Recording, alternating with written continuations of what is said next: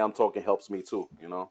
Because sometimes you can talk about a lot of things, but if you don't practice, it doesn't really work for you. Right. Like you can know so much, but if you're not applying what you know, then what's the point of you knowing all of that, you know? Exactly. Like, what's funny is that we can let's say we're watching a video, we're talking to ourselves, but Hmm. let's say someone strange is asking us these questions. That's a different type of pressure that you're getting. Like, holy crap, I have to answer this now, not correctly, and make sure that I'm talking correctly and they know I'm communicating properly. That's different from when you're alone. Hmm. So That's that true. when you guys when you guys said we're gonna practice, I said, you know what, let me contribute to not only myself, to everyone else, because I could bring something to the table, just like Adam and Jeremy and Fetty and all these people that are in there. They could bring some, like, I already hear Adam trying to hook people up, and that's great. Right. He's That's helping the me and I connection. appreciate it. For real. Oh Like I yeah, really man. appreciate it, man. Adam, to me, Adam is a cool dude. That's, this chill. He does his thing on the low. He's like, oh shit, I got my LinkedIn up. I made how many videos you made, Adam, on YouTube? I think I've seen like one or two. Hey, I He's killing it, man. praising you guys. You guys are making me blush. I No, no, made Yo, because you know what? George picks on you, but he knows that you're the only one kind of because I that don't does this shit. Like, and because I don't get offended when he picks on me. He picks on me and I'm like, fuck yeah, yeah, pick on me more, man. Like I love that right. shit. Pick on me. I mean, I could tell. I could tell that you're like that. It makes me laugh too. come and kick my ass and say hello to me later. Yeah, 100%, man. Yeah. Yeah, I Well, I made. was gonna So, say, what level? I mean, I know I hear sometimes from you guys, but what level are you guys in? I know one or two of you, three of you, all of you have CCNA. All three of you here. I have my CCNA. I have I'm mine. going for CC. Uh, Jeremy has a CCNA too. I'll be going for And the how long you? CCIE How long? soon. Anybody knows much about Active Directory? Because I'm going over that material right now. Are you going over Azure Active Directory or just Active Directory on premises? Just Windows Server. Okay, so Windows Server Active Directory. What do you want to know about it? Um, There's a lot. like There's a lot of stuff to know about it, man. like if you could explain me, like about like the forests and like the subdomains and all of those things. So when I think about a domain controller, I think of kind of like the central component to a network. So that's kind of like the brain or the CPU of a network is a domain controller. And now the domain controller has something called Active Directory on it. That's kind of like a list of all the users and groups and computers and devices and printers and security groups and policies and pretty much everything that you can think of under the sun in our network is in Active Directory somewhere. And basically, everyday system administrators and stuff aren't working in the domain controller. We're actually just working on our own little server virtual machines or something like that, maybe on a Windows 2019 or 2016. But we probably have our own little versions of Active Directory that we can see. So that could be the sites and computers, or it could be Active Directory, the global catalog. But essentially, you can go into Active Directory and do anything that is creative to the network or management or and a great part of Active Directory is it hooks into a lot of other programs and stuff that you can use along with it. So let's say I'll give you an example. Let's say you have 50 new contractors starting at your company and you can go through them one by one and set them all up individually, but that would be a nightmare. So what you can actually do is install something called RSAT tools on your Windows server, and you can create an Excel spreadsheet and put in all the attributes of the user that you'd be deploying and fill it out for all 50 contractors. And now you can automate that deployment with just a script. And now you only have to do the script once instead of going through every user individually. And then, once their contract is up, then you can just run another script to automate to take that all out too. So, Active Directory is awesome because you can manage things with different tools like PowerShell or RSAT tools or Excel or pretty much any other thing that you can think of to snap into the management consoles. And another big cool part about Azure Active Directory is now that with the Azure Cloud, we can move over the on-premises directories to the Azure Cloud. The only difference is on-premises directories has Kerberos authentication, whereas Azure does not have the Kerberos authentication. So Azure has the centralized authentication somewhere else, whereas on-premises you can manage it all from the Active Directory. And if there's also a huge thing where many companies are struggling because they have out-of-date servers, let's say a 2008 or a 2012 R2 Windows server, and let's say they want to upgrade that to a 2019 server. So in order to do that, you would have to bring the company network down to do the upgrade. But so a lot of companies don't do that, but you can do a migration. So if you got really good with Active Directory, you could be providing a lot of value to people who have older servers because they think that maybe it's kind of a deterioration to their company for a short amount of time while they do the upgrade, but it doesn't have to be, because all you have to do is spin up a fresh new virtual machine on 2019 Windows Server, sorry. And then from the 2012, you can just migrate over, it's called 5 FSMO roles. And those 5 FSMO roles are basically the domain controller's brain functions. And if you just migrate them over, you can do the upgrade seamlessly with no downtime in your company. So the 5 FSMO roles is, off the top of my head, let me see if I can remember them because it's been a while, but the first one is the schema master, and there's the RID master, and then there's the do you guys know the 5 FSMO roles off the top of my head? I can't remember at the moment. There's the RID master, the schema master, the domain master, and then there's the... What is he called? The 5 what? There's the schema master, and then there's the infrastructure master, then there's the RID master, and the domain naming master. And there's one more. These are all like the Active Directory domain controller roles.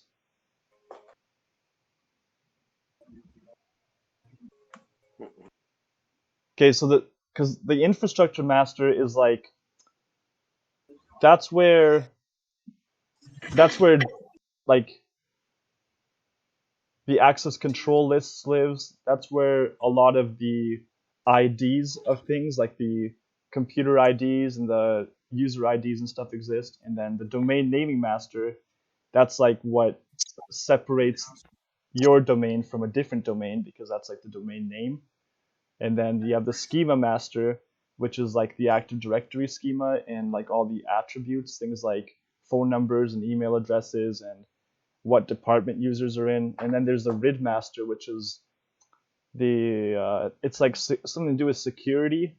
And then the other one's the PDC emulator. And the PDC emulator is like the authentication. That's where Kerberos sits. So if you take all 5 of those FSMO roles that are sitting on your 2012 domain controller, then you can migrate them over to the 2019 domain controller, and then there's like a seamless Do you know what the migration. migration process is like? Like, is there like a software that you just run, or like? No, so in the domain controller on the 2012 or 2008 or whatever it is, you can go into these masters of the FSMO roles.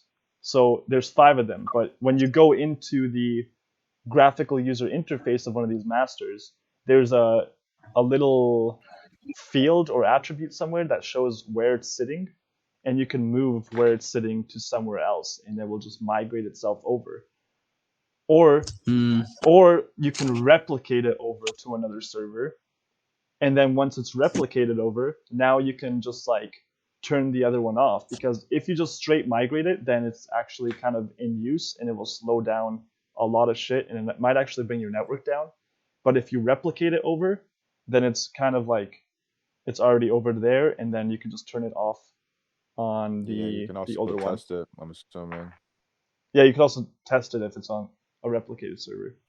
But Yeah. I hope that answers your question. That sounds a lot safer for sure. No, that was a dope explanation, man. I Yeah, feel it like definitely gives me. Yeah, it's like it's of course it's not like everything about directory, but those little things definitely help. You that know. was a nice big Um, picture, like It example, was. just to like I was tie actually everything gonna. in. I just searched it too. If you forgot, like Adam, like just to see the names and stuff. I was gonna point it out, but you said all of them. Oh, did I? Okay, sweet. You did.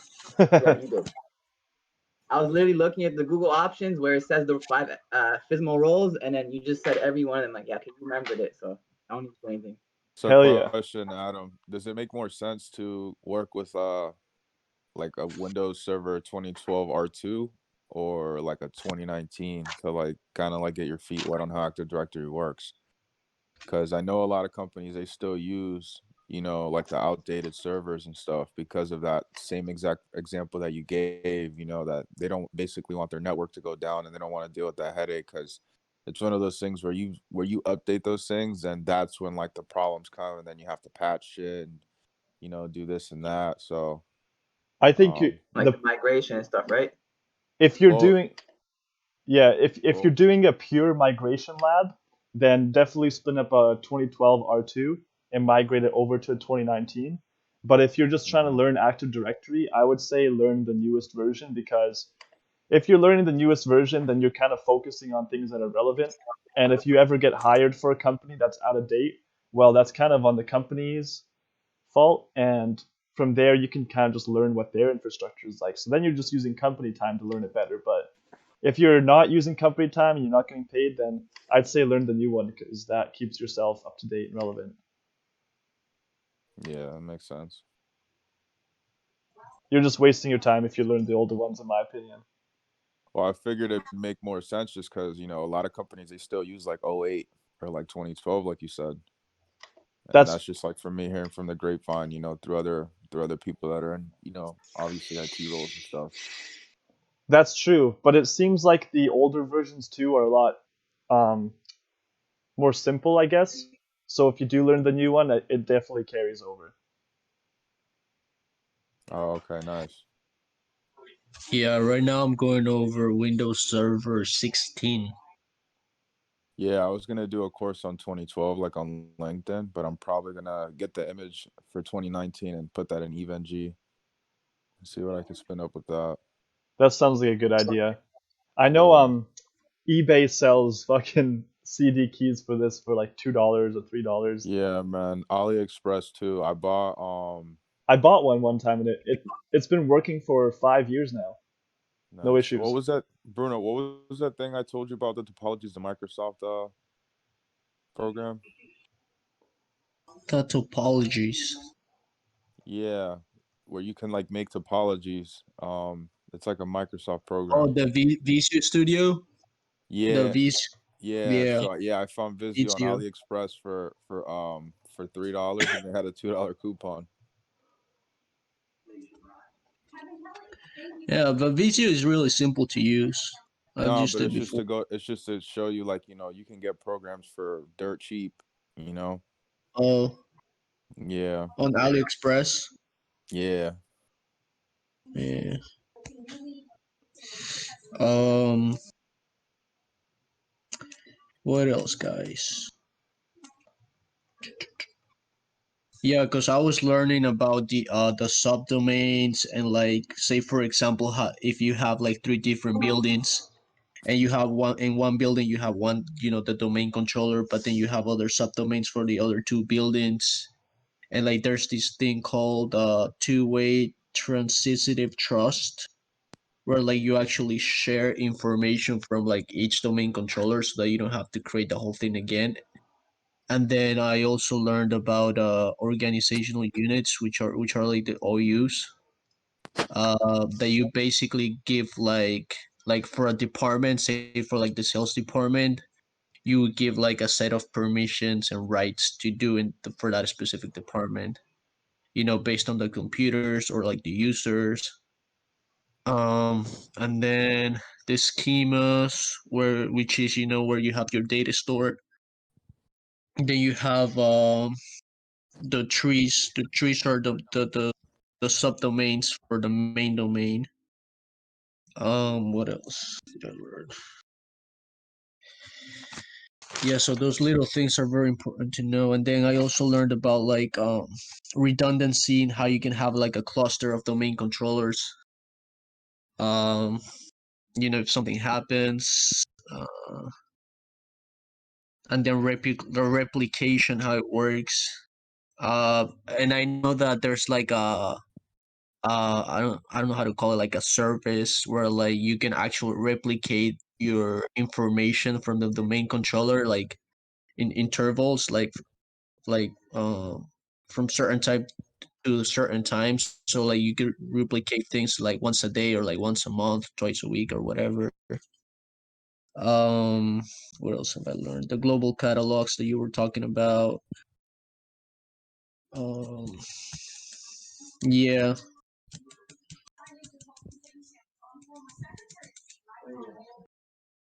What else?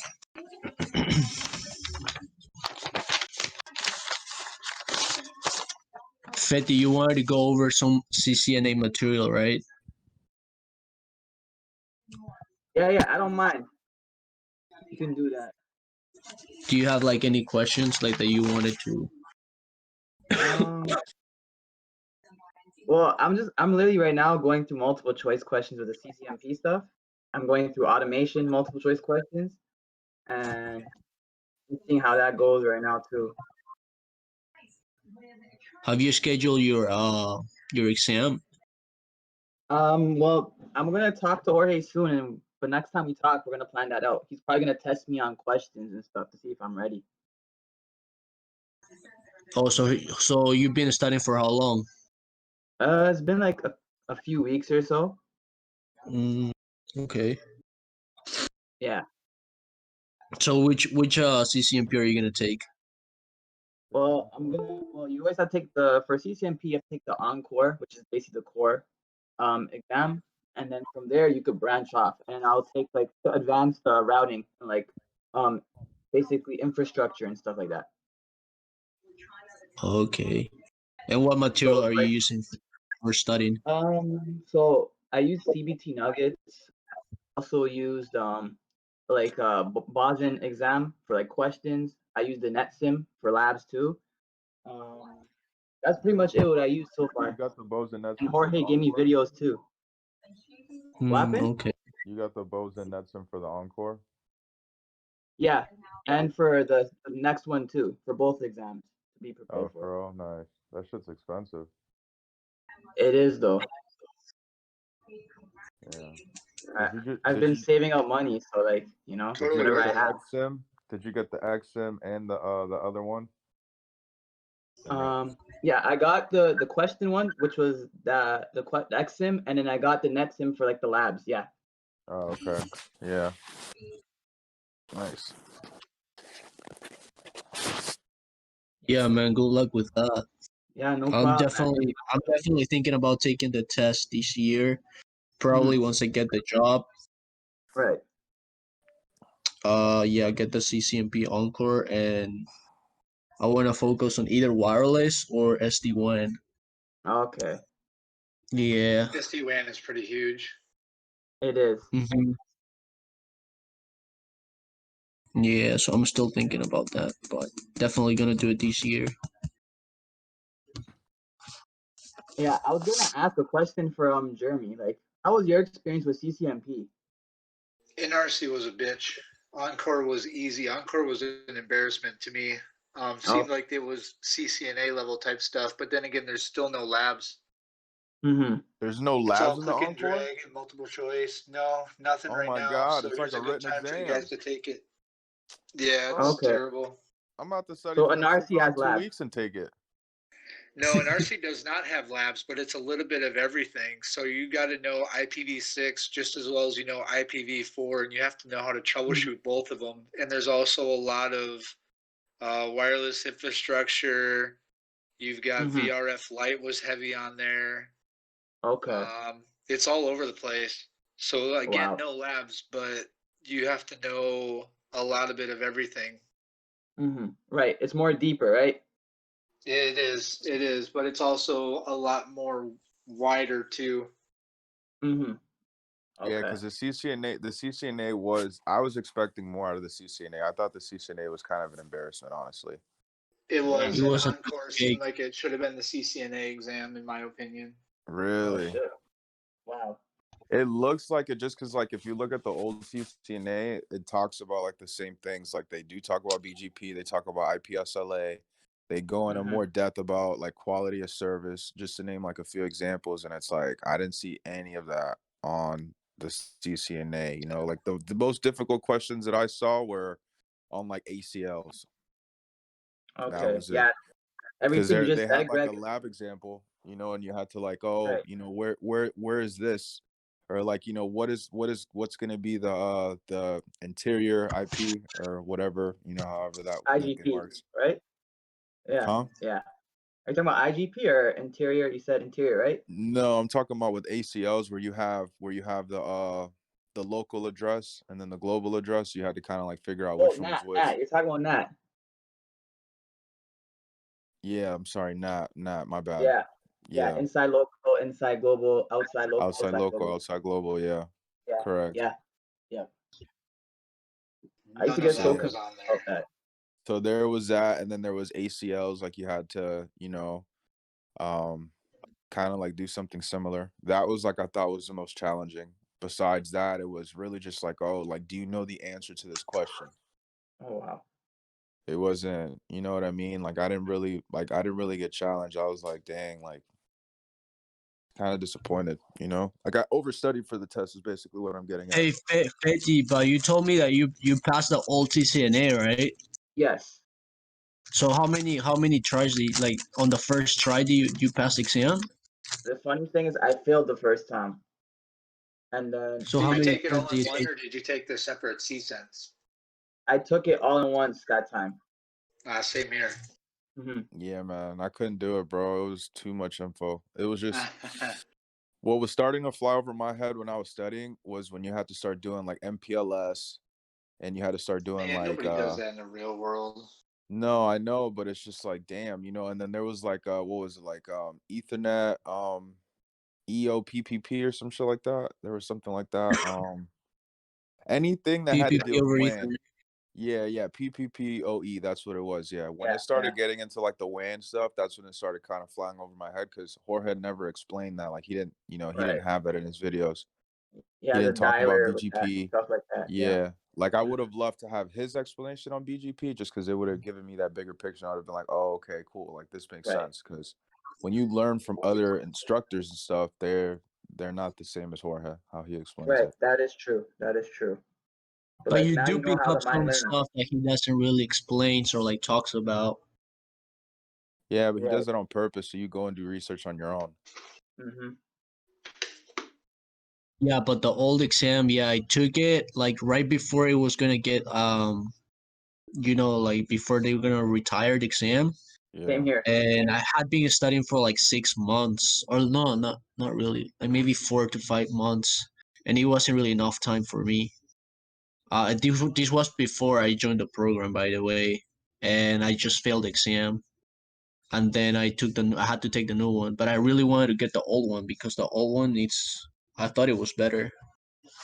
Oh, the Yeah. old one definitely had way more So in material. terms of like all the It does. material that they were going over and like the labs and stuff. Yeah. They have lab questions for Boson too for the old one, like simulator exam, basically. Yeah, that exam was tough, The man. best piece of advice I can Especially give if you you're for new. the NRC is to use the process of elimination. They're going to expect you to know all of the missing pieces. So you need to Mm-hmm. know what you're looking at. Like they may show interface gigabit 01 switch port or something like that. And you have to know, oh, it's an MTU mismatch because I have collisions or runts or something like that. So biggest piece of advice is to eliminate Oh, the okay. wrong ones first, because most of Okay. them are going to be like, well, that sounds right. Well, that sounds kind of right. but there's like one or two that are just way out of left field. So the best piece of advice I can give you is use the process of elimination, because they're going to expect you to know what you're looking at. Okay.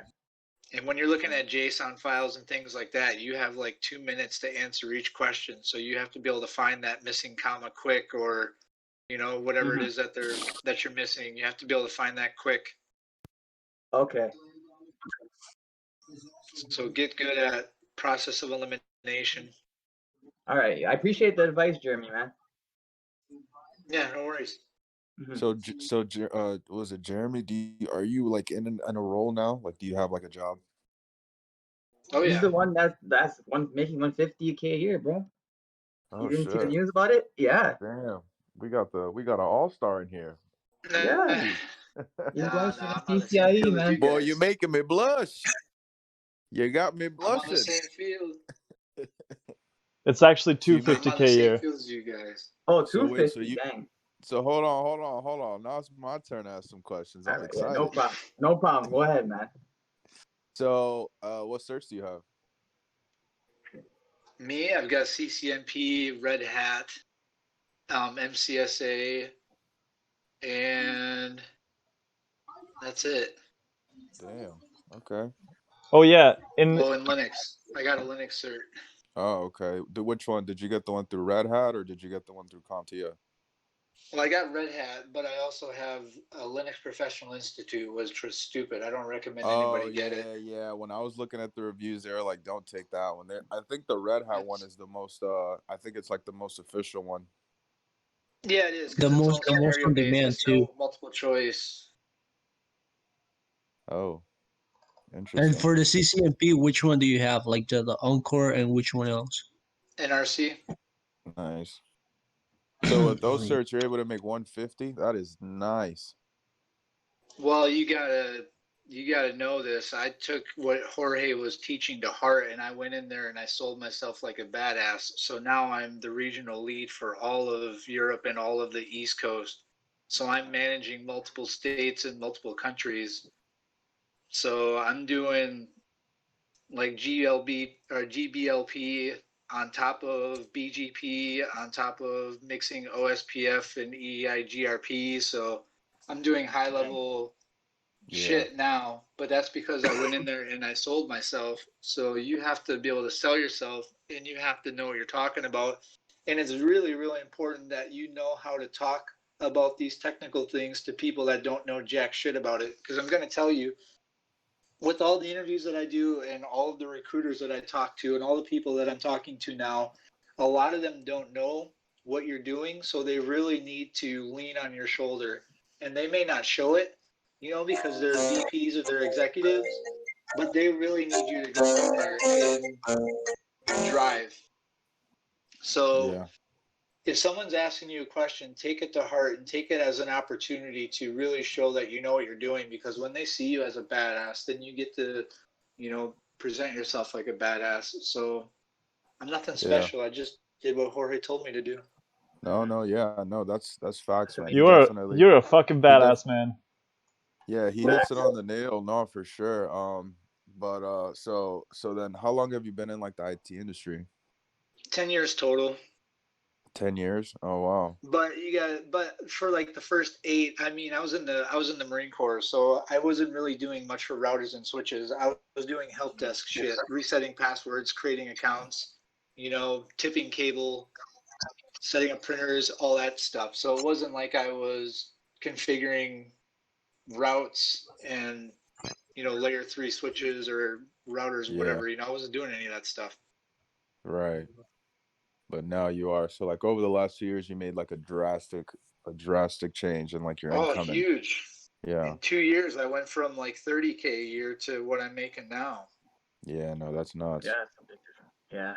That is wild. Yeah. No, man, I'm happy to hear that. So like one of the Likewise. questions that I always ask people, just because like I want to obviously have like an idea, is like what can we kind of like expect in our first job, like that we're basically trying to go after now, like as far as like network support, or like just like a network engineer, as far as like on the associate level and stuff like that, like what is kind of like the day to day, like you would say that we would I guess, expect to be dealing with? Realistically, in my first few jobs, I was experiencing more on the day to day, learning how to read like solar winds, or which you can't use now, by the way, because it was hacked. They got destroyed. Yeah, Um, They got vanquished, Crazy. man. learn how to read those types of network monitoring protocols. Really, your day to day is going to be port security and people moving end user devices onto different ports. And a lot of times they don't tell you. So it's up to you to really know port security really, really, really well. Mm-hmm. And here's one thing that nobody ever told me until I really got into the engineer field is that you're never going to be alone. You're not going to configure that shit by yourself. Most of the time, me and the other engineers, we all share Google Docs or Notepad++, and we're all looking at that shit. And then we all give a thumbs up before we even think about copying and pasting the show run configs onto any switch or any router.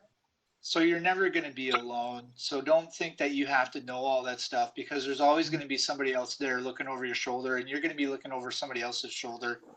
So really, I would say go in as your first job, take the first week and just run the commands like show CDP neighbors if it's all Cisco, show protocols, see what they're running, show interface, build your own topology so you can know it inside and out. Yeah. And then from there, it'll make you kind of look like a badass when there's shit going on. Because I'm going to tell you right now, most companies don't have an up-to-date topology. So if you take that under your wing to make one, that's going to be real big kudos on you. I'm working with the project right now where the topology hasn't been updated since 2002. Jesus. So now I have to go in and I have to redo all that. And it's for a large hospital. We're talking like 700 people in this hospital. And I Damn. have to go in and create that topology now because it hasn't been updated since 2002. So take that under your wing. So what can you expect for your first job? That's it. Really just take the first week and get behind the command line interface and show everything. Yeah. Show run, show this, show that. Just look at it and document it and make your own notes. But realistically, for your first job, most of your work orders are going to be port security is tripped on this port. I need you to either change it or I need you to do a no shut. So it's pretty right, simple, reset it. pretty easy. Okay. Yeah, you're not going to be doing a lot of troubleshooting until you really don't need to do a lot of troubleshooting. Your jobs are pretty easy, because once the network's up and running, you just need to maintain it. It's really when you get into migration or you're switching out gear or you're upgrading the iOS that you really start to run into problems. Right. Okay. So Yeah. your first job, you should definitely learn how to use PuTTY. Research that, learn how to use PuTTY, or learn how to use Secure CRT. Figure out which one you want to use. Really learn how to do it, because Secure CRT, you can run scripts in there. And by the way, if you guys have a GitHub account, you can go on there and download my scripts. I got a lot of badass scripts on there. Take them, use them. On where? Right. And I'll check it out for sure. Can you post that link? I was gonna. Yeah, I'll post it. It's on my LinkedIn as well. Okay. Yeah, I'll add you on LinkedIn. But if you learn how to use Secure CRT and your company allows it, you can run scripts on there, which in a matter of seconds, you're going to get all of the information from all of the switches that you need, which is going to make you even look like more of a badass. And when you get to my level, when you're dealing with, 100, I've got like 41 switches just in one area alone, and you run that command and you get everything you need in like 10 minutes, everyone's looking at you like, oh, wow, this guy knows what he's doing. And it's really like, yeah, I didn't do nothing. I just created this script like months ago, and now I just put in the IP addresses and the interfaces, and boom, I get what I want. Nice. So what about, I guess, like learning like Ansible and stuff like that? You think that's something that I should, I guess, try and like at least have a better understanding about now, or this is I would learn it, yeah. Okay. Because I'm in a mixed environment. I don't have just Cisco. I have Cisco, Juniper, and Brocade. So I can use Ansible on my Brocade. So I have an Ansible playbook for my Brocade switches, but I can't use that same playbook on Juniper. Right. And then I have a whole different set of scripts for Cisco.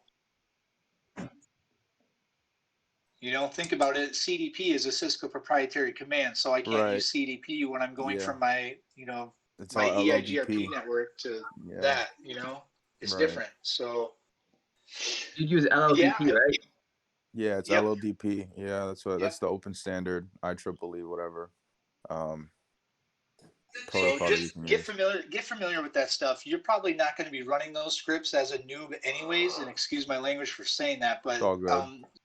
you know, like for example, my first job, I had a really cool engineer that was over top of me, and he let me run the show because I was hungry, and I was thankful that he did that because I configured VTP on my network, and I brought down the whole East Coast, and he just sat there and laughed, and Yeah, he I was didn't about care. when you said VTP, I was like, oh shit. Yeah, me too. I I was thinking brought that the already. whole East Coast down, and he was cool about it, and he let me fix it. He's like, now you know how to troubleshoot it. Now you know how to fix it. You know, when you got hundreds of phone calls coming in, you're like, oh, I'm just a tier 1 guy, but you know, I thought I could be cool and do something fun. You know, Brought down the whole but network that's and he good. You laughed. guys need those kind of learning experiences. So if That's they let you rich. do something like that, don't freak out. Just learn how to troubleshoot and learn how to fix it. That's a good. And I'm learning this now that I'm in the position where I'm doing a lot of the hiring and a lot of the interviewing. I use different scenarios like that to see how you thrive under pressure and do you really know your shit? Because anyone can go and buy the dumps online and remember the answers to the questions. And you Right. might even be able to bullshit your way through the interview. But when Yeah. you're in front of that terminal, that command line interface, and you fuck up and you don't know how to fix it, Yeah, it's like, what are you then gonna you're really do? gonna show. Yeah. Right. Yeah, That's the you're real gonna test. break under pressure. See, my thing wasn't so the reason why I'm asking like these kinds of questions is because my concern was because Jorge, you know how Jorge is. He's he's like a military man, you know, like that's how I would describe him because like he's very serious. You know what I mean? Like Well, a lot of that's just people like are. Think about it. When you got downtime, think about how many people are getting paid. That's another reason why you might get fired. And I've actually been in situations where my boss was like, "Hey, you got 45 minutes to fix this issue, or you're gone."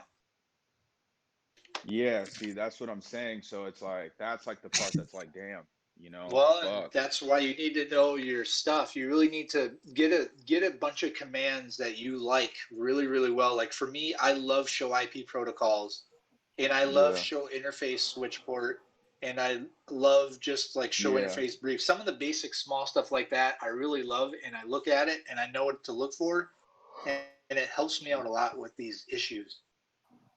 Yeah. I mean, Mhm. see, the thing is from what you explained too, is like a lot of like a lot of the stuff you see in like certain show commands, you're gonna see in other show commands as well. You know, it's like Bingo. only like a key things, a few small minute things that you're gonna have to type in a specific show command to see it. You know, but for Yep. me, I really do like show the switch port one. So like show IP interface or whatever switch port, because in there you get to see a lot of stuff that's basically in other commands or in other show Yep. commands. So Right. yeah, okay, yeah, man, because that's like one of like the concerns is like you know you being like new coming in, getting a job, and then it's like they kind of just like it just sounds like they're just gonna throw you to like the fucking wolves. You might if you have someone over top of you that's a dick, but in my experience, most of them are not going to be that way. I mean, some of them might be that way in the interview just because they want to put you under pressure, but I've never, when I was new into this, I never was in a situation where the engineers above me were, you know, condescending in any way. They usually let you kind of make your own mistakes Yeah, because that's how you learn, you know. right. Yeah, So because don't see, be like afraid to make mistakes. that was like the big concern is like if you make one mistake, they're about to fucking kick Well, and Hey, it kick depends. Gregory, your ass but to the the curb. other thing is, and Jeremy can correct me. Engineers, what they're looking for is that if you know the whole picture and you know where to start troubleshooting, then you're good. Because like he was saying, if you go on the command line and you don't know where to start troubleshooting, or like don't know like what commands to look for to find the errors, then you're screwed. So as long as you know like the big picture of like where to find things if something happens, or like where to start, then you don't have to really worry about it, because again, he's saying that they're gonna help you. You're not gonna be alone all the time. Yeah, I no, I actually see. I have a Okay, cool. question for Jeremy. So as a hiring manager, this is like a question for that. And most of my interviews so far, well, actually, all of my interviews so far have been just verbal, like video calls and stuff like that. What if I had an interview with something like that, and at the end of the interview, let's say it went really well, and at the end where I'm asking the interviewer questions, let's say I ask him, "Can you send me something to create in my own environment so I can make a video of it to prove to you that I can actually do this and I'm not just saying it?" You think that would be like a solid thing to say to them, and then go ahead and make them a video of what they requested? Yes and no. I mean, yes, if they have something available, but no, because if I don't, like right now, I don't have the time. I wouldn't make one for you. That's real. Okay, but I just don't. what if off the top of your head you were just like, yeah, sure, make a video of how you configure DHCP on a router, and then let's say they send it to you, you don't have time to watch it, but just the fact that they sent it to you, you kind of think that they did it. Yeah, I think that would be beneficial, but I don't think that's going to be a home run hitter. Yeah. Well, definitely not. You got to really sell yourself in the interview. Is really what you have to do. Position yourself Well, and as being a badass. one thing you could do when I'm asking technical questions or scenarios, like I'm usually asking stuff. I ask a lot of Jorge questions, to be honest. So I might be really hard at interviewing because I learned how to ask questions like Jorge does. So I look for people that answer questions like that, which may not be fair because not everybody has that kind of experience. But Right. one thing I like it when I ask you a technical question, like how would you troubleshoot this OSPF, whatever is going on. If at the end you're like, hey, I know that I may not have been able to answer that question, but could you explain to me just briefly how you might troubleshoot it so I can learn for a future reference? Then I would be like, okay, this guy's hungry. He wants to learn. So then I could guide you and be like, yeah, I think you were right by doing, blah, blah, blah. But this is where you might have went wrong, and I might correct you and fix you on this one. So at least I can see that you got the effort. So if you get technical questions like that you are stumped on and you can't answer it and you can't sell yourself on how you might find the answer at the end of the interview, ask them like, yeah, I know that I wasn't able to answer your question, but could you walk me through how you troubleshoot that so I know for next time? Yeah. Nice. Yeah, I appreciate Most of the time I would man, a lot definitely of be like, insight. yeah, man, let me walk you through this. That's sweet. So I mean, as far as for like the positions that we're going for, what kind of questions can we expect? Is it gonna be like troubleshooting questions like that? Or is it really just gonna be a little like, I guess, lax kind of like interview? Like how does It's usually really relaxed. However, some of the questions I've asked for tier one are what version. I asked a lot of these questions that Jorge does, and I've been asked these questions too. So what version of Cisco switches are you working on right now, or are you working with right now? And you can even tell me, like, even though I don't have a job, I still have GNS3, I still have Packet Tracer. I can do the show version command, and I can see 15.2 in the switch. Okay, cool, got it. Great. At least you know where to look, and at least you are practicing with virtual equipment. right? So knowing your brands, knowing some of the models, knowing the version, spanning tree protocol is big. Like, can you tell me the 5 stages of spanning tree protocol, both the original spanning tree protocol and the rapid spanning tree protocol, because they're a little bit different. Yeah. So if you can tell me those things, that's good. What flavors of port security are out there and why would you use them? Because that's really a big day-to-day thing. Really? I didn't And know then I that there might was ask you different some, flavors. Or you mean like the different violations? Is like that what the you mean? restrict, Oh, the okay. air The modes, the disable, modes. the modes. Excuse me. There you go. Thank you. You're Yeah, thinking yeah. Linux, Shut down, restrict. Linux flavors. Yeah. Sorry. Yeah, that's why I was thrown off. I was like, wait, so they got like a version like VTP, there's V1 and V2. That's what I thought you meant, because you know how with Sorry. My Microsoft bad. have My to be the bad. same. You have to have the Yeah, same I had a VTP feeling. I got what he was trying to say. version. Nah. Yeah. No, if I might ask you if you come off like you know your stuff and I feel really confident in you, then I might ask you, like, tell me what OSPF is, and you got 10 minutes to explain that to me.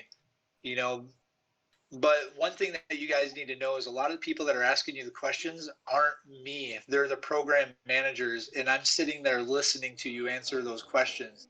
So that's a little secret that you don't know. The program manager or the hiring manager is not technical. I'm just sitting next to them, or I'm sitting on the phone with them, and I gave them a list of questions to ask you, and I'm judging you on mute. Nice. So you really need to be able to paint a picture to that program manager that, paint them a beautiful painting on, what OSPF is or whatever it is you're trying to explain in a way that they can understand. Nice. Okay, cool. All right. I'll tell you Yeah, one of the see. most ridiculous things I ever encountered. I had a CIO come up to me and he was like, Jeremy, we need to trim fat on the network. And I was like, what do you mean, sir? He's like, can we get rid of NAT?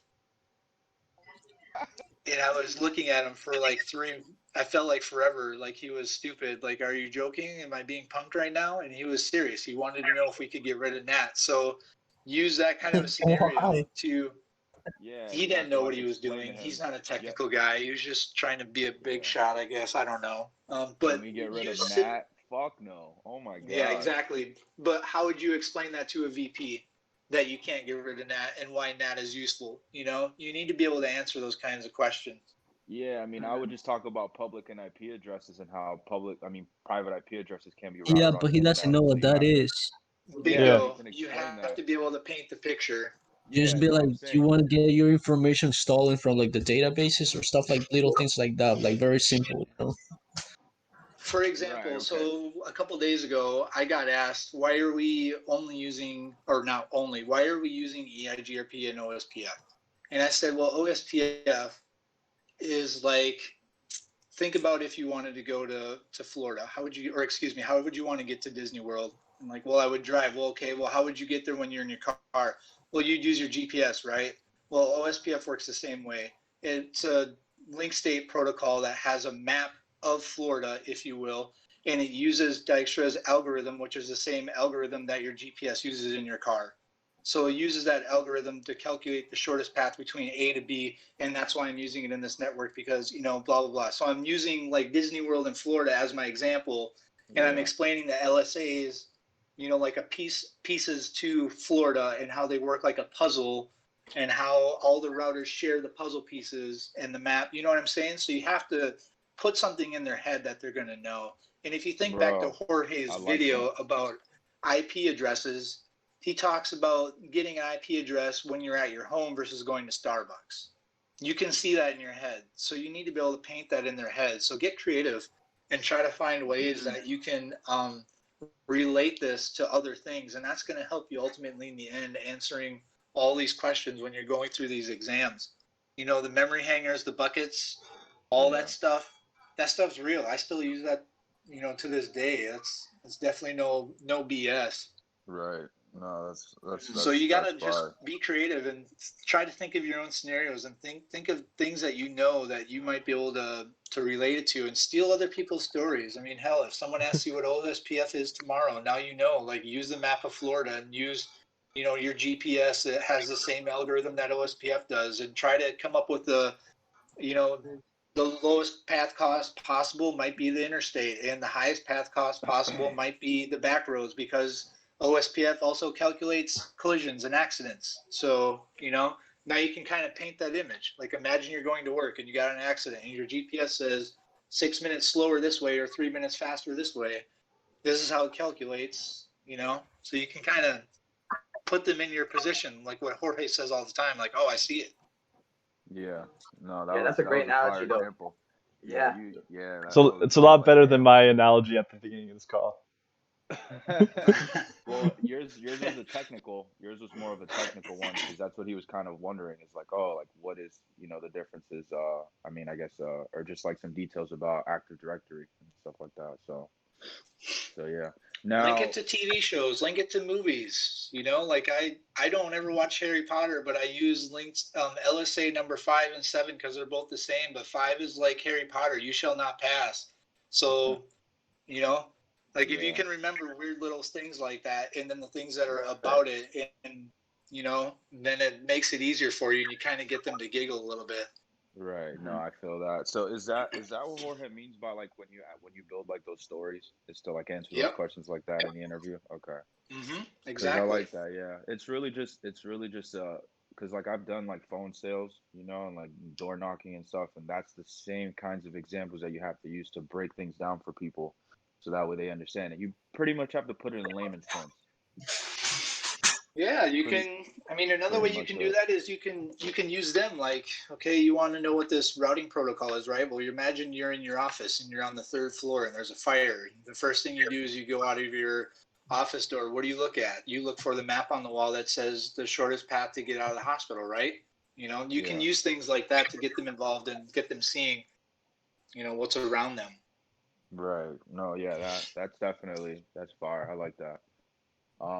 So then, all right. So then I think this is like the last question I have for now. Obviously, as far as like what we need to know to get a job and stuff like that, because the thing is when I'm looking at like these job descriptions, right? I'm seeing that they want me to know Active Directory, DNS, DHCP really good, how to configure those things, SSL, VPN, have a plethora of fucking certifications and all this shit, but it doesn't sound like I'm even going to be using stuff in my initial job. So that's why it's like kind of difficult when you're applying, where it's like you're seeing that you're going to see a lot of companies that want this, companies want something else, and it's like it's kind of hard for me to like tie in like what are the next steps that I need to learn after getting the CCNA, so that way I can actually get a job, is like the roadblock that I've been having lately. So I don't know how to go Okay, about that. I'm gonna host a class for you guys on this too. I've been putting together some material, but I've been just stupid busy. But I'm gonna give you a few good nuggets on that because I'm glad that you asked that. That's a great question. We really Job appreciate it, man. descriptions. Yeah, of course. I mean, I was once where you guys were, so anything I could do to help, I mean, I'm here. Yeah, man, it's all about paying it forward. That's why I'm Of asking these course. questions, so I can do it for other people in the future. Likewise. Because Right. So I'm going to yeah, give you the top of the iceberg right now, but I'm going to go to the bottom of the iceberg later when I have time to really do a class with you guys. But here's the top. Here's the top of the iceberg. Those job descriptions are not completed or created by people like us. They're created by HR, who gets a general understanding of what the customer is asking for, but they really don't know. So right. this is why I don't like talking to recruiters. Recruiters are your gateway. They're the default gateway. You want to get through them. You want to get around them because they're the ones that are going to filter you and drop you if they like you or they don't like you. They're not IT. So you need to know how to get away from the recruiters and get to the hiring managers, which is what I'll teach the class on. The only thing the So recruiter wants, the only thing the recruiter wants to know is if you're gonna embarrass him or if you're gonna make him look good. Yeah. they make a big fat commission off of people like you, but when they get to whales like me, so to speak, they want me to go through the recruiters, but I never talk to recruiters. I go around them, and here's how I do that. I call HR. I talk to them about the job requisition ID number that I'm interested in. I see if I can get in contact with the hiring manager through them, or I talk to somebody below them that knows what is actually going on the day to day. And here's how you control the interview from that point. When you get their phone number or their email, you contact them and you let them know who you are, why you're calling them, but then you can steer the conversation and sell them on you being a consultant versus you being an employee based off of what they actually need on a day to day. So you don't have to be scared in the interview thinking that they're going to ask you questions all over the place and ask you Yeah. something that you may not know. Because what if Yeah. I ask you, what if the program manager asks you about EIGRP, but you never see EIGRP on the network? What was the point of asking you about that routing protocol? Nothing. They just had a piece of paper with a bunch of questions on it, and they were just choosing, the ones that they felt were fun or whatever.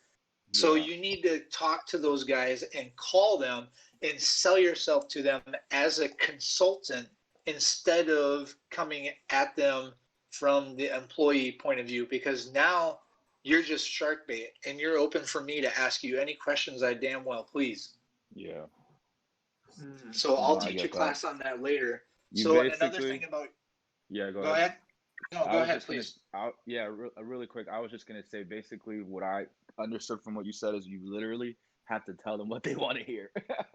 Is You really you pretty tell much them how what it they're goes. looking for.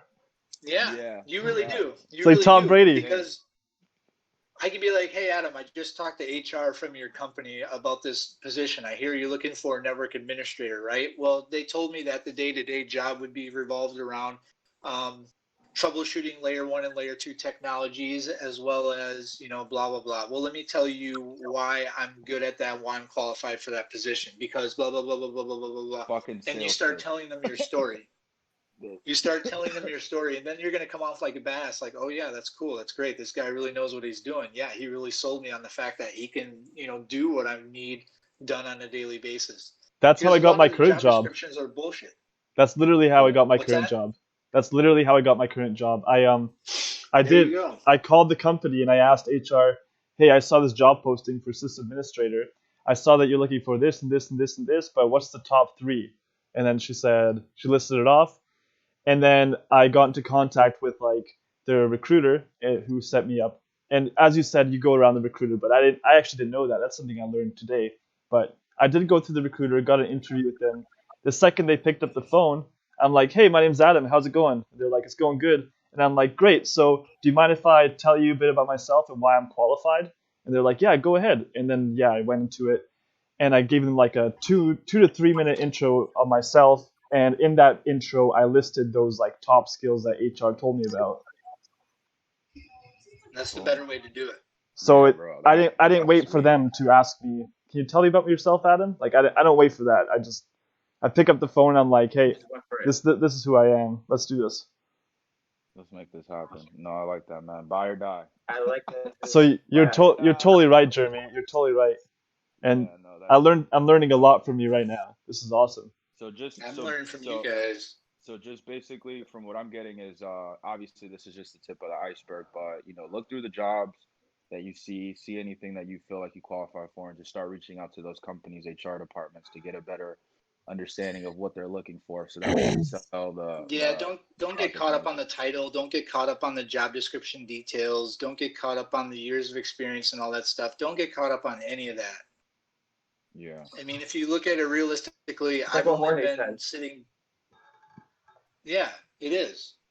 Everything that he's teaching you guys, I once learned from him 2 years ago, and I've just ate it. You Yeah. know, I lived and breathed it, and now look at where I'm at. But that's because I was hungry and I went out there and talked to people. I wouldn't be where I was at if I didn't ask for it. No, I yeah, that's for literally put sure. myself in a position That's to marketing. be where I'm at. That's marketing. It's like having the best 100%. product in the world and not being able to, basically communicate that to other people to want to buy it. You know what I mean? Yeah, you So can't sit back and be mute. You can't. Yeah, no, you otherwise I can't. wouldn't be the senior that I am today. That's I fucking. actually, That's put fucking hard. myself in the So position that I'm in. yeah, the reason why Yeah, the other that's thing is like if you think about it, who does that? Like very few people. Not even. I nah, feel bro, you like come in like a not shark. really a lot of people do that. So when they see that, they're like, "Oh my god, yeah, who's this guy?" Yeah, Yeah, man, make you're yourself you're So different. coming in like a shark, bro. Like I mean, bro, my brother says this shit all the time, man. Like what you got to do is you got to walk in there and you got to slap your dick on the table. You got to tell them, Yeah. yo, straight up, man. that That's that is literally true legit. though. Yeah, man. That's literally what Yeah. you have to do. Yeah. You don't ask a girl if you can kiss her. You just kiss her. Yeah, If you ask her, it's weird. pull your pants down. You say, "What you trying to do?" You're not thinking it's so bad. Oh my goodness. but yeah, Bruno, you're so right, Bruno, because before I got this job, I think I went through probably 200 interviews in like 2 or 3 months, and most of them I was doing for fun, but I think at least 50% of the hiring managers I had interviews with, they literally told me like, I never interviewed someone like you before. Like the way I took charge and like the way I had such detailed answers to like everything they said, and like how friendly I was, and like how I guess they said some of them told me like most people they interviewed are like really monotone, and I'm just like have this bubbly crazy Yeah. bright personality. I'm gonna send you guys. I gotta look. We through all my have fucking that. Google Drive and what I know. You should perfect what you know and just go with that. Okay, so fuck everything else, really, because what I was doing was I was starting to look into like I was starting like the cloud practitioner, um, that stuff, and then I was gonna look into. I did like some stuff on VPN just to get a better idea of VPN. I haven't really been able to like obviously program anything yet. And then I was gonna look at like Ansible and like Python because all these things are talked about in like the CCNA. They just don't go into detail with it. So that's why I was kind of like, should I just like master routes and then like or just really just anything on like a router and like on a switch on the CCNA level, or should I learn about like Active Directory and a little bit about VMware and kind of have like all these different kinds of skills? Like, what's your outlook on that? Well, let me ask you this: do you want to be a jack of all trades and a master of none? Not at all. So then I would perfect CCNA. Excuse me. I would perfect your CCNA skills first because that's a mile wide and an inch deep. Yeah. If No, you can it come is. off like a badass, knowing what you know and not answering the questions the same way everyone else does with the same books and the same CBT Nuggets videos, like Jorge says, you will be fine.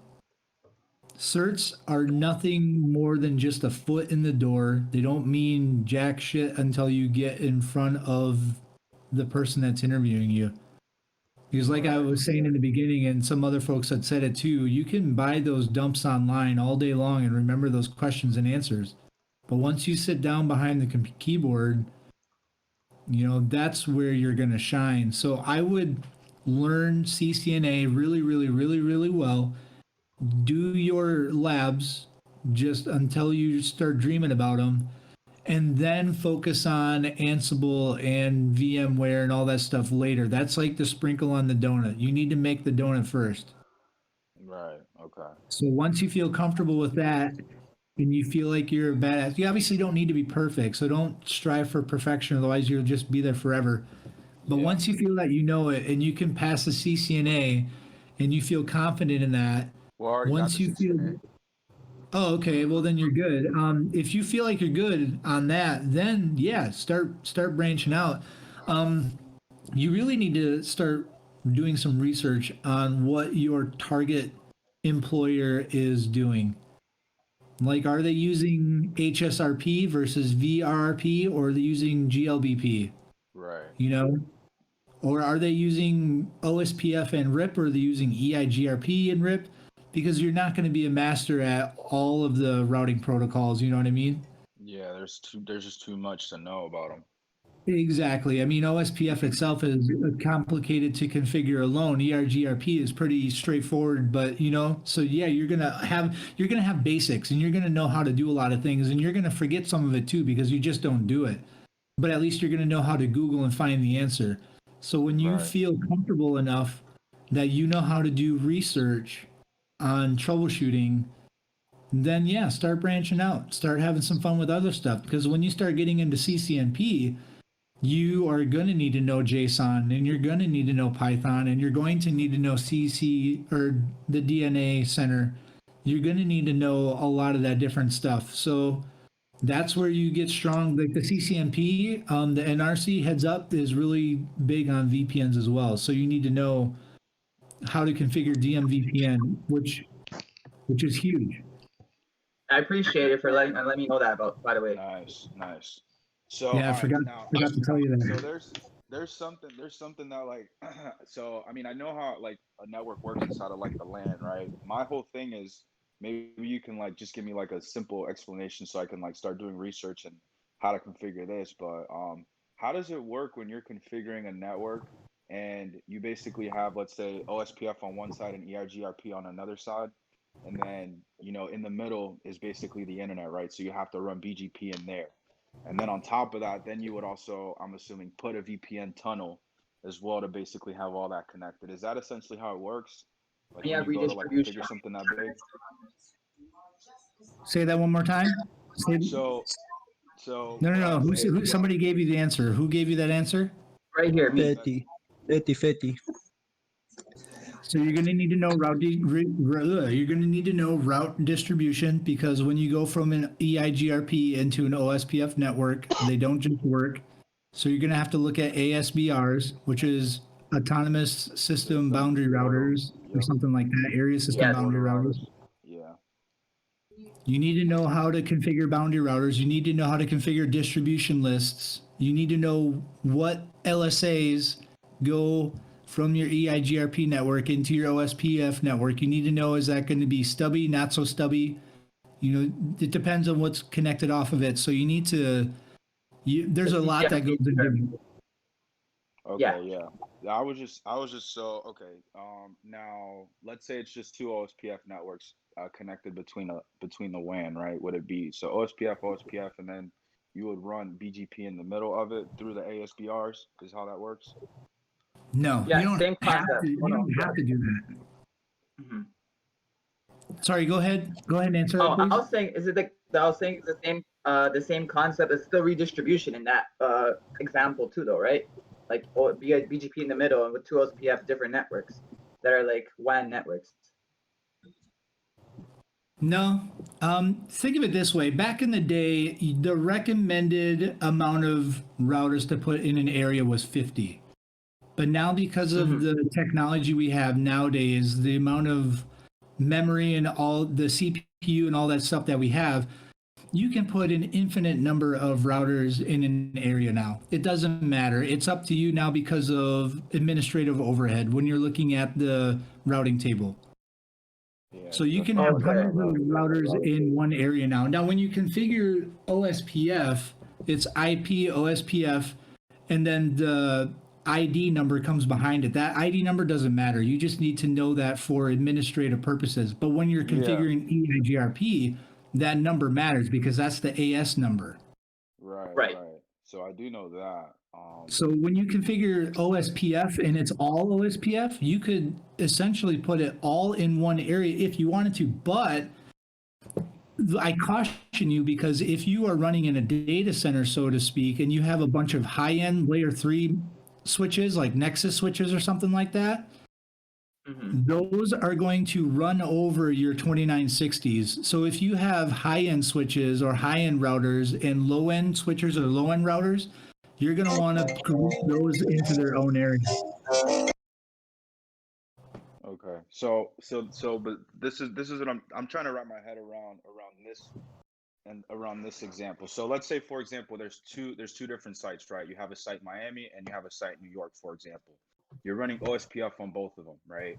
Now, in order for them to communicate with each other, they're going to have to run, I'm assuming, BGP, and in order for those routes to get outside of that network to then go over to the other site, right? Possibly, it could be BGP, could be MPLS, could be GLBP. Okay. Right. You'd be able to do GLBP with that? Yeah, well, if you needed a load balancer, because that's really what it is. And you're going to see GLBP in a production environment more than you will MPLS or VRRP or whatever it is. Right, yeah. HSRP. With GLBP you can do load balancing between 4 routers. So Correct. Yeah. yeah. Okay. I'm just because like I'm trying to just make a lab on this, just like how does it connect? Like, because you have to go obviously through the WAN, you know what I mean, to then connect over to another site. So I'm just trying to wrap my head around how that picture works, so that way I can be like, okay, cool, this is how I'm going to configure it, and then that way I can understand how that whole concept works, because I understand like inside of like the local area network, but once you get out of the local area network, I don't really know how that works. Well, now you're looking at autonomous systems. If you think about it, the ISP or the internet controls your autonomous system number. They issue your number to you. Yeah, and that's then correct. Yep, I remember learning that. They will configure where they're connected up to you. Yeah, they do the connection. That's right. That's a good point. Oh, right. So they're the ones that essentially run BGP then? Because I do remember looking at something like that where, yeah, basically you're gonna basically route your packets to the ISP, and then they're gonna handle everything, making sure that it gets to the right place. What kind of routing protocol is BGP, by the way? Do you know? It's an exterior gateway protocol. It is, but what else would it be considered as? And IGP as well, I guess, right? Because it's both. No, it's path vector. It's kind of in its own field. You're going to hear a lot of engineers refer to it as a path vector. Keep that in mind for when you're configuring it. It means that you have BGP to is a go little through bit AS path. complicated. I The just have to context learn how of the to. path. I just have to learn how to configure BGP. That's probably gonna make it all make sense. Yeah, it's not hard. Okay, cool. All right. Fetty, send them videos, man. I'm gonna need that. I'm about to start Yeah, looking at the for CCNP sure. stuff because I do Jorge gave me understand new all the videos. CCNA stuff. Right. I will send you that for sure, man. Did you guys get that link that I sent? With Yeah, Yeah. we Let's did. just wrap it up one of these days. We can do it all together. Yeah, no, for sure, man. I'm about it. Yeah.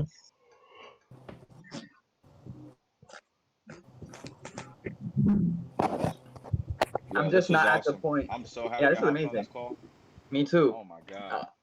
I was gonna say I'm not at the point of what's it called, MPLS3 layer 3 VPNs yet, but that'll be soon for me. MPLS, in my opinion, is garbage. You're not going to see that in a lot in production environments. At least I hope not. Yeah. Okay. You're not. Mm-hmm.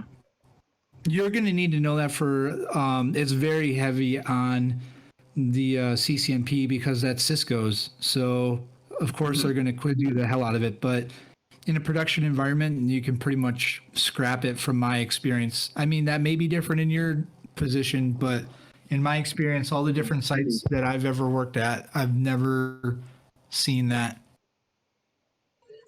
Okay. I had a question based on that, if you don't mind. Sure. So like based on like your work experience and like what you have done so far, like when it comes to that, like what kind of like VPNs like did you deal with? Did you deal with like IPsec, GRE stuff, any like things like that, or like just BGP, VRF, VR flight? More DMVPN with IPsec Okay. because DMVPNs are not secure without IPsec, but DMVPN allows you to bundle kind of like an ether channel. Mm-hmm. So you see a lot more of that. But then again, when I did that, I was in a data center, so it was easier for us to configure that out, getting out of our data center. Okay. So that was my real only experience working with that. Mm-hmm. Fire. I haven't configured many VPNs since then, but that was like their holy grail. Okay. Did you have to do any like BGP and stuff like that too, or no? Not really. No. I mean, once that was set up, that was pretty easy. I was more dealing with the architecture when they would set up a new site. How are they going to distribute the IPs? What block sizes go to where? What department, etc. So we just like pre-loaded the switches with the configs at the data center, and then we would bring them out to the site and then hook them up and turn them on, and then have somebody back at the hub node, turn on whatever they needed to turn on. I really never had to deal with BGP. Okay. GLBP, yes, but BGP, no, I personally have not. Oh, you know what? But I do actually- see a lot of people asking for it. I just never been in an environment where I needed to use it. But I do see it a lot, so it's probably really important. Okay. All right, yo, Jeremy, I did have a question. I remember I was talking to Bruno about this a few days ago. So I don't remember exactly how off the top of my head how the FHRP protocols work, right? But I do know that obviously what you're doing is you're having two different networks, right? Sharing a router or sharing a virtual IP address. So how does that work when it comes to the default gateway with like the subnet masking and all that stuff? Like, how does that exactly work out? I'm not too sure, but I can look that up and get back to you on that.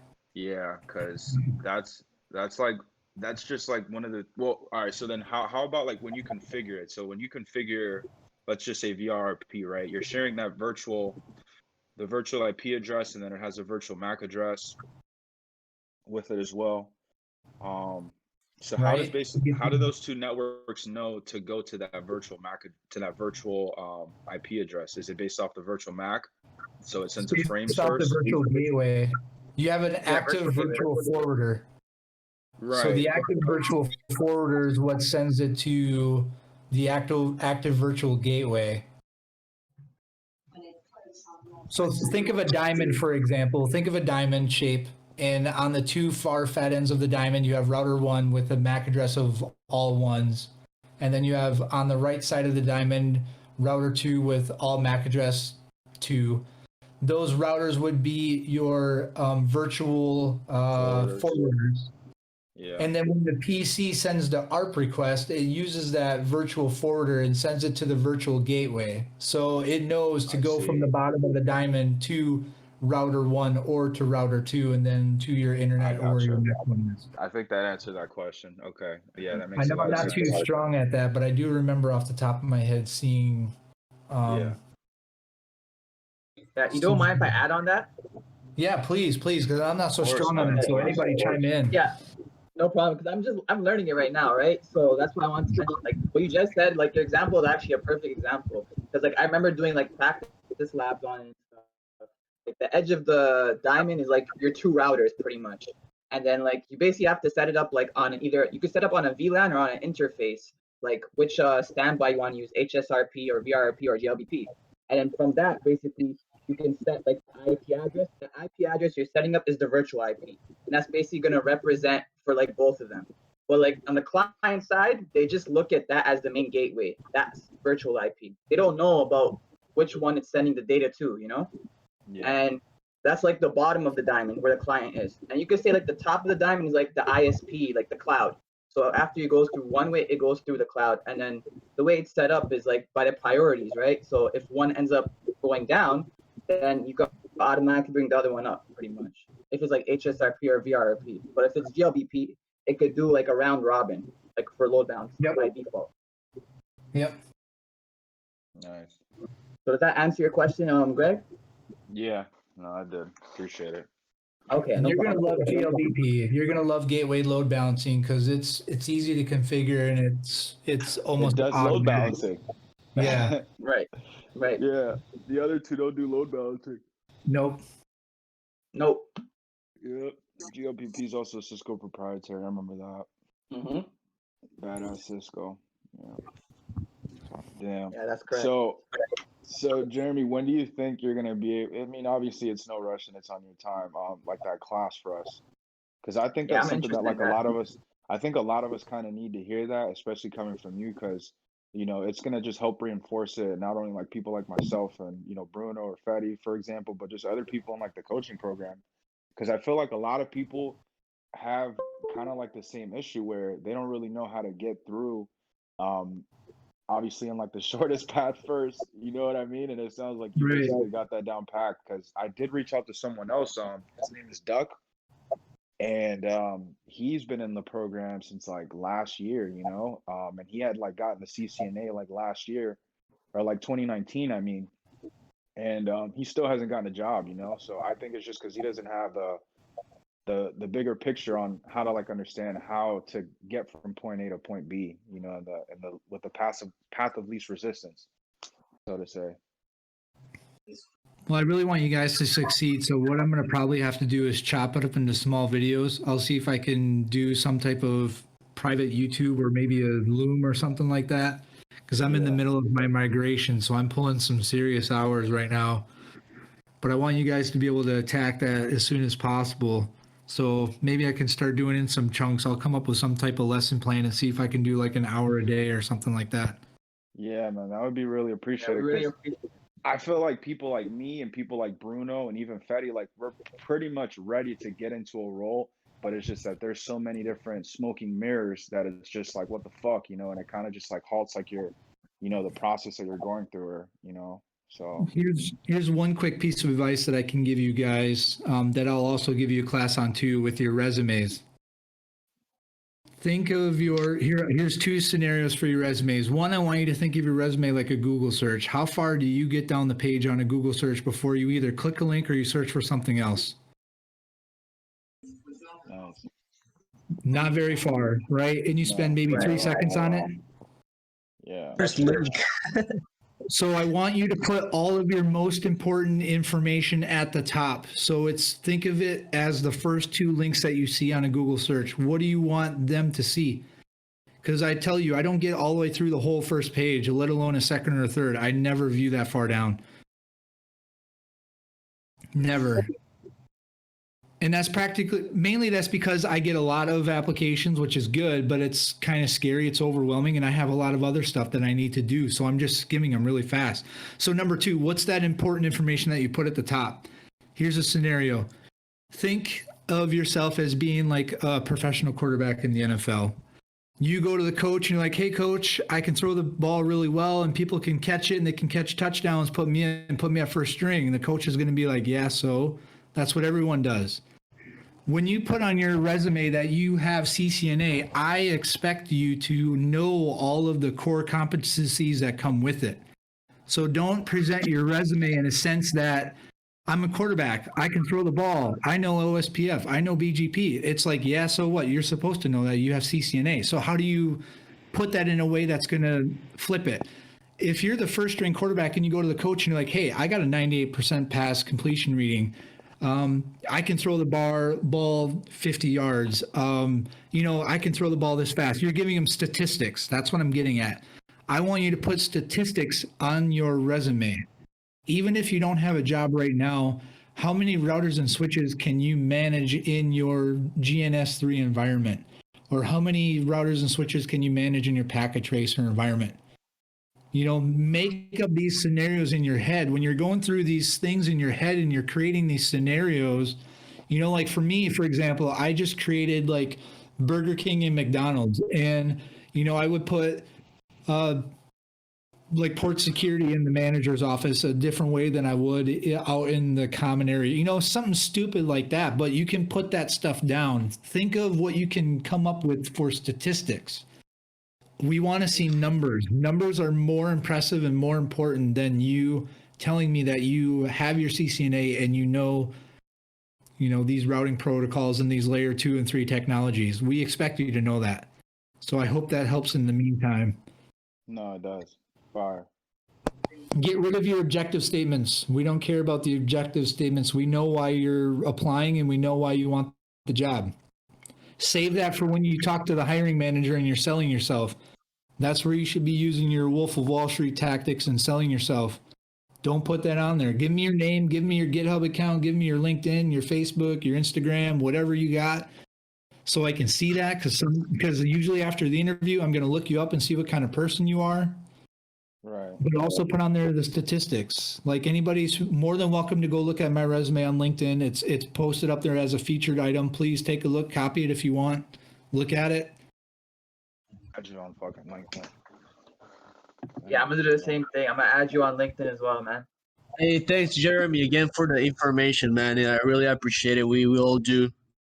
Oh yeah, for sure. Thank you, At man. least do that for now until I can come up with some type of lesson plan for how to sell yourself and get into that field. At least do that for now, please. It'll help you out a lot. Are you from Definitely. Naples? What's that? You from Naples?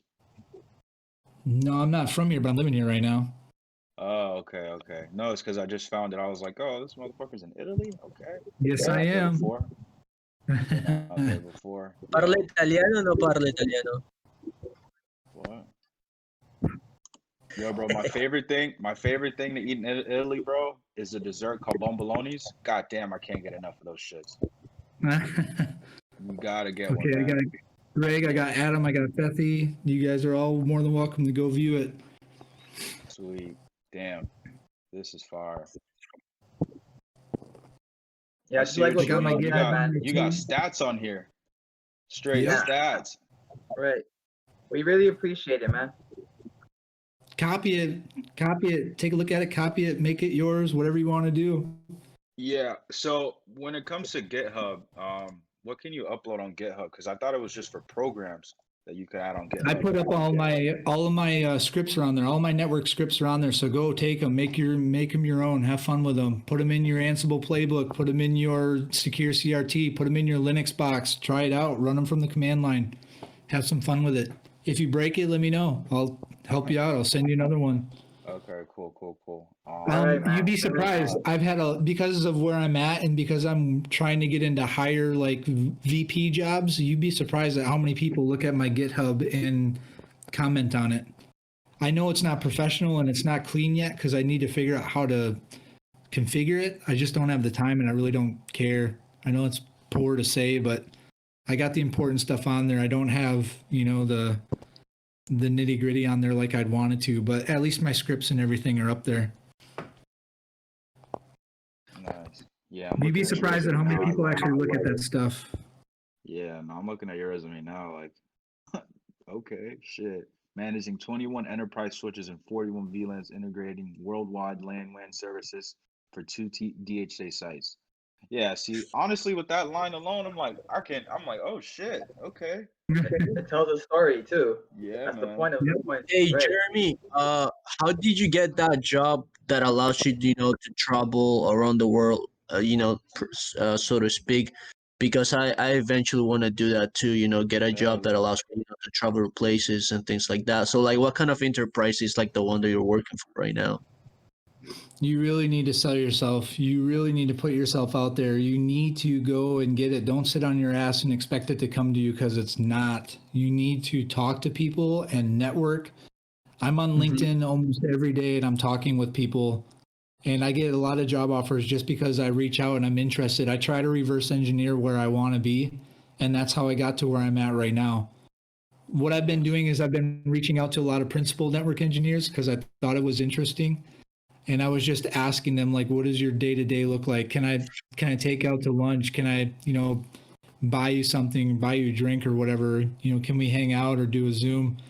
I use those tactics that Jorge brought to the table, and I get job offers every week just because I'm always on LinkedIn and I'm always messaging people. Nice. So if you want a job like that, you have to go out there and you have to sell yourself, and you have to take on roles that make you uncomfortable. If you're comfortable, you're wrong. You got to put yourself into a position where, oh shit, I'm scared. Now I got this job. I need to perform or I'm fired. I can't make myself look like a dumbass. So, it forces you to do research. It forces you to pay attention. It forces you to take notes. It forces you to take that from the hippocampus, and it forces you to put it into your long-term memory. Think about it. You could just sit at help desk. Yeah, you're under pressure the whole entire time, which I'm under pressure right now. I've never led a migration like this, but now I'm dealing with all of Europe, all of Italy, all of Germany, all of Spain, all of UK, and I'm dealing with everybody in Miami, Washington, Virginia, and Maryland. Wow. That's amazing. I'm leading that with people who are leading like the firewall team and other specific departments, but it's scary to me right now because they're looking at me like, okay, what protocol do we use? And I'm like, oh, you're using this one.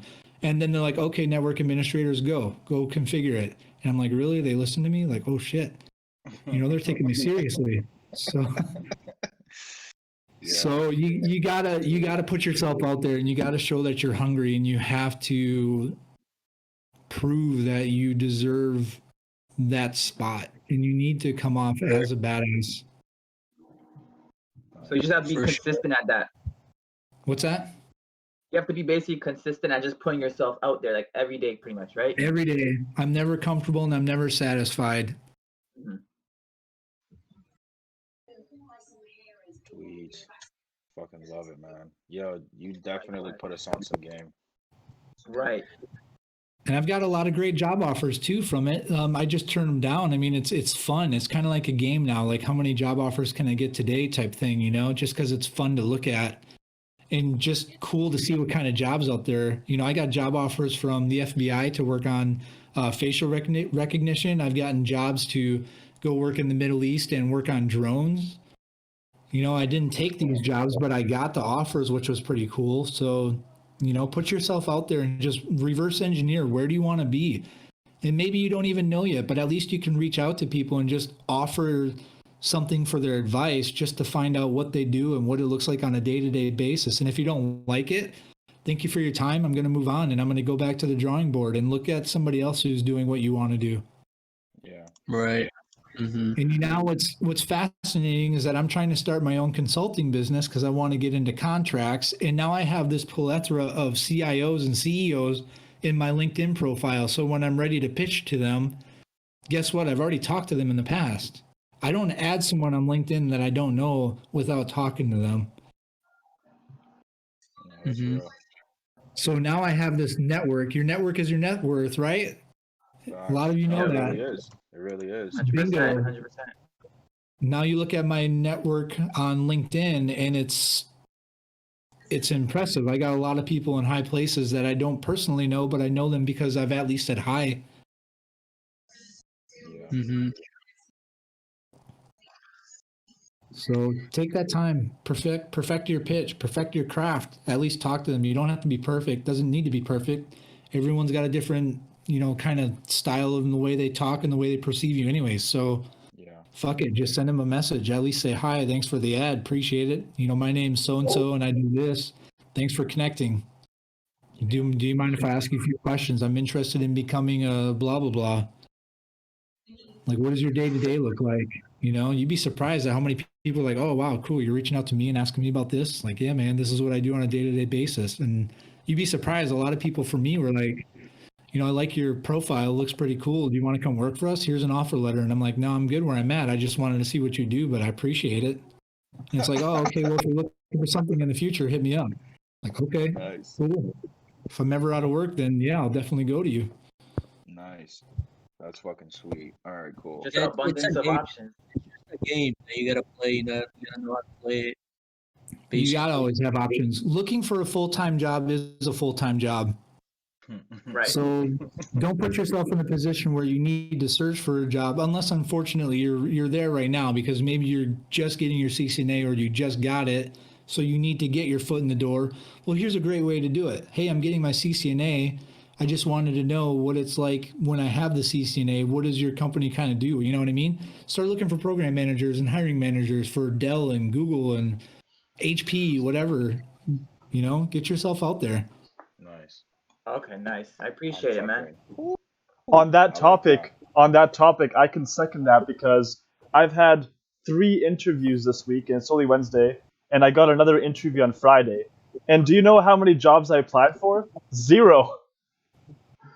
Just from my LinkedIn profile and posting videos, I'm getting so many interviews, and I'm like, I'm not turning any of them down because I'm just doing them for fun until I get the second job that I want. But yeah, it's pretty sweet. No, that's There fire. you Yeah, go. no, that's Amazing. definitely.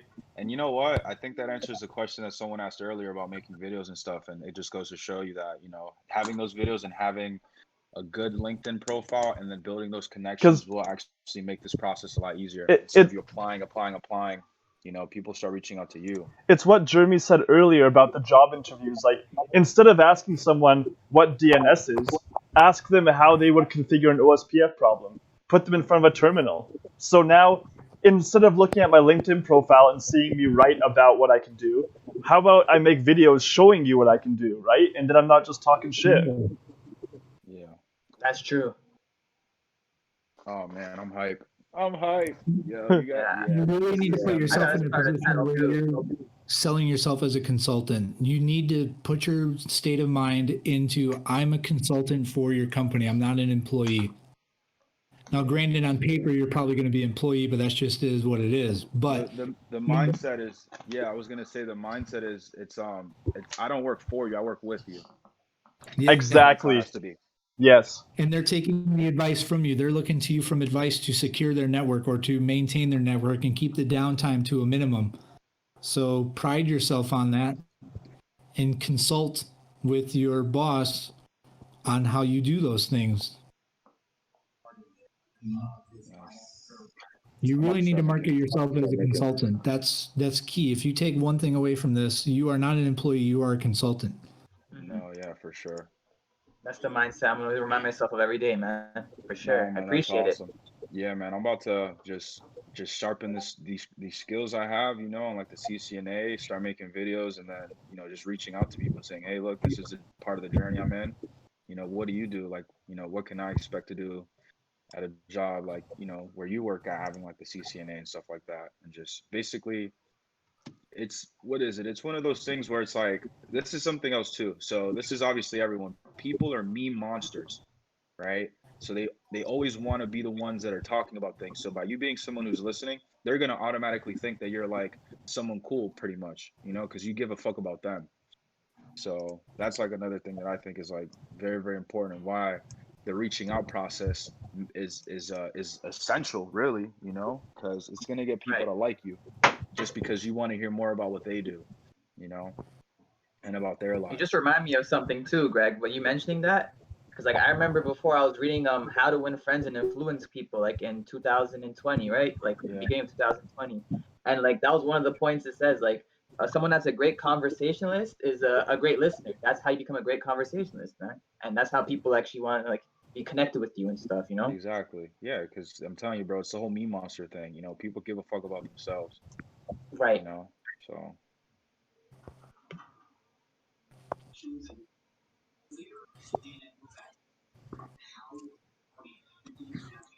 Well, for you This was an guys amazing that are conversation. working on getting your CCNA, if you guys need some help, definitely reach out. I'd like to get on a call with you guys a couple times a week if we can. We can Yeah. go over what you need to go over, sharpen your skills. Oh no, for sure. Yeah, I'm actually For about sure. to. I'm about to get back on that stuff because I was starting to look at like cloud and then I was looking at like Active Directory and stuff like that. Don't But look I at think shiny new syndrome. yeah, that's what I'm saying. So now it's just like get on this and then make videos on it and then just start reaching out to people and I'll probably start getting people hitting me up, which I think is honestly sounds more ideal as well. Here's another thing you guys can do. Don't make more than one resume. It's just too hard to maintain. So what you can do is pull together a bunch of job postings that you like that are suitable for you, copy and paste them and put them into a Google Cloud word generator, and then look at the words that pop up the most and paint your LinkedIn profile and your resume with those words, because recruiters use Booleans when they search on LinkedIn. I have a bunch of recruiter friends, so I know the software that they use to filter through your resume. Just they use a lot of Booleans, so they like Google Ninja, if you will, but on LinkedIn. So they will use those keywords to find you. So go find Yeah. like 5 job postings that you really like, copy and paste them, put them in that word Google, like a cloud generator, and then use those, sprinkle it all over the place. Yeah, what I noticed because I made like a post on just like different things that I was like looking to learn like this month, and then I just did a bunch of hashtags, and I got so many more views than I would normally get on like the post. So it just goes to show, like those things are important, especially those keywords. Yep. Now use it on your resume. Use it on your about section. If you look at my LinkedIn, I have all of my certifications behind my name. It's because that puts me at the top of the list with their Boolean searches if they're looking for someone with CCNP or whatever. Oh yeah, Jeremy, I was gonna ask you a question if you don't mind too. Sure. Because remember you just said like how we're gonna have a group call for like even CCNA to review and go over stuff. I was gonna Yeah. ask as well, since I'm going over CCMP, like would you mind like even telling stuff that you know about that, like to help me for revision for that too? That stuff? Yeah, of course. Are you doing Encore or NRC? I'm gonna be doing Encore. Should be doing Oh, yeah, absolutely. I'd love to help. I mean, Yeah. I'm not a pro by any means, but at least you can help me and I'll help you. Right, no problem, for sure, man. I appreciate it. Yeah, of course. And I still want to go over like the CCNA like reviewing and stuff, so I can still have that strong foundation for that too. Oh, another thing you guys need to be aware of when you start getting higher level certifications, that opens up a whole new door for interview questions. So be prepared for that. Okay. That's so funny. I feel Having that. having CCNP and going for these senior level positions, I get asked a lot of theoretical questions that you wouldn't even do in a real world production environment. That was funny though. That was funny as fuck. It's Get prepared for stupid. those extra questions. Like they're gonna. It's Oh, you got the stupid. CCMP? Right. Oh, okay. Let me break your back real quick. Yeah, they will. See how formidable will. you are, buddy. Yep, they really will. I'm not surprised, man. It's ridiculous. Yeah, just because you got CCNP, I can ask you 100 more different questions, and you're like, okay, well, what the fuck? All right, let's go. Yeah. Like I had a hiring manager ask me a couple weeks ago how to change the K values. I was like, if you change the K values, you got something wrong. You got bigger problems. Oh And my he's like, well, God. yeah, because you have CCNP, Right. you should understand how to do it. And I'm like, Are you I'd talking about the Google K it. values in EIGRP? Yeah. Oh Yeah, my yep. God. Oh hell no. I'm like, if you change those, you got other problems. I was like, 1 and 3 don't change, and those ones are always on. I hope that helps, but I've never changed them before, and I don't plan on it. I ended up getting kind of snooty with them because I was like, you're asking me questions that don't even make sense and they're not pertaining. Like, don't waste my time. Right.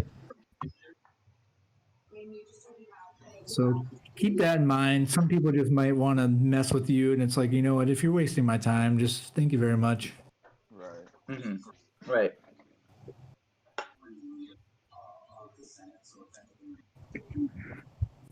Jeremy, what time there is there in Italy? Like midnight? It's 11. I'm about to get off. I got to get up in a couple hours. Yeah, because I was wondering. Must be late. Right. Yeah, it's like 7. Oh wow! How long you guys had your CCNA so far? Like months. Almost a year for me. I got mine in Oh wow! September. Okay. Oh, recently. Yeah. I And got mine. has it jumped? Like the attention towards you jumped ever since you guys got your CCNA? Like as far as recruiters Oh, and 100%. and things like that. Especially if you market it. Really? No, if you if Without a you doubt. if you get your CCNA but you don't update your profile on LinkedIn, then it's nothing changes. But it's like I gotta cut this part out of the recording. I'm recording this by the way, but All it's like when a girl gets right. breast implants, then she walks around with the big titties out. That that's the CCNA on your resume, bro. That's the CCNA on your resume. Yeah, Oh, that's true. Here's under my skirt right here, guys. Look at my CCNA. Yeah. that, that's an interesting analogy, man. That's what I'm gonna say. All right, are we recording this? Yeah. Oh, okay, cool. All right, You so what were we talking about? you will be on the hub. I already am. I already am. Yo, but don't make fun of people, man. Adam, don't make fun of people, man. That's not nice. Hey Adam, I was talking to Greg last night about it, about the video you posted on YouTube. Hey man, hey, that shit was with respect. Yeah. Yeah. I didn't want to go too hard because I knew Adam was recording. He's recording, bro. Yeah, I am recording right Just so you know. This guy Adam is a voyeur or something, man. What's wrong with this guy? now. Then you figure it out, I'm Ashley. Put the camera down, Adam. Put the camera down. Stop recording. For real. What's going on, guys? What are you guys up to? Nothing much. Just going through like multiple choice questions of CCMP while I'm speaking with you guys right now. Oh yeah, you guys are above my pay grade right now. I'm trying to build up like you too, man. I'm trying to get that first position as well, man. No, I feel that. We'll Mhm. let him rip. Yep, for sure, man. I've been seeing what you've been doing too, man. It's been pushing me as well, you know? Oh yeah, no, that's good, man. Yeah, I'm hoping that helping somebody that so. right. I'm trying to like put like updates on my LinkedIn and my Facebook as well too, you know, like with the readings I'm reading, with the stories that I see. I'm gonna add some technical stuff too in there, things of that nature, you know? Yeah. Mm-hmm. I really feel if you do the videos like if we start doing videos like Adam, I think because that really shows when people start watching those videos, not only it could show some of your characters while you're doing it too as well. So Right, right. I think that's really good. I never So, thought of that about that until George brought it up. Like hell, so oh man, that question is smart. for Yeah. Adam: how many views have your videos been getting?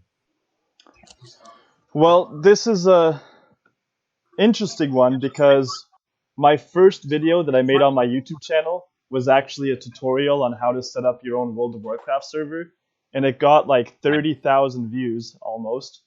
And Holy crap! Wow. and those views are all coming over to my other videos, so I think like that is the major factor why a lot of my videos are getting views. But yeah, most of my videos I think only have like 50 views on them, but I have at least 10 videos that are over 1,000.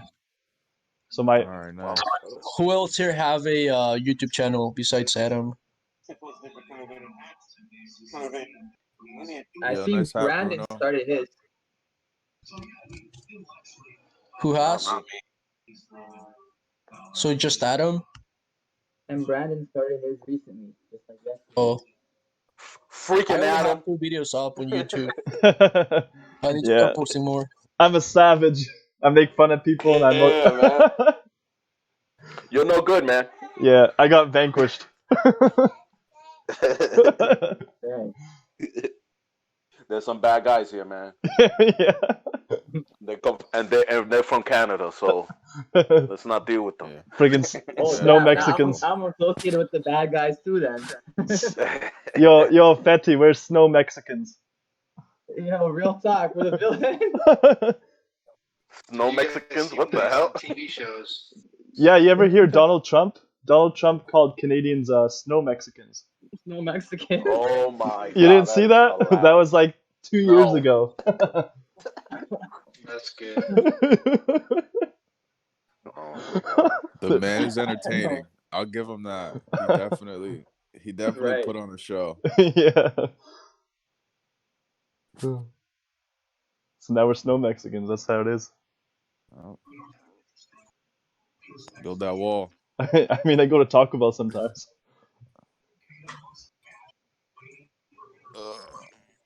So let's hear these questions. Yeah, Jeremy, you started this, so you had something to talk about? Don't be shy. We see you on mute. Jeremy, your microphone's on mute. You gotta take it off mute. Jeremy just wanted to start a call and then just He wanted to hear let us us talk. figure out. He wanted to hear us talk. Okay.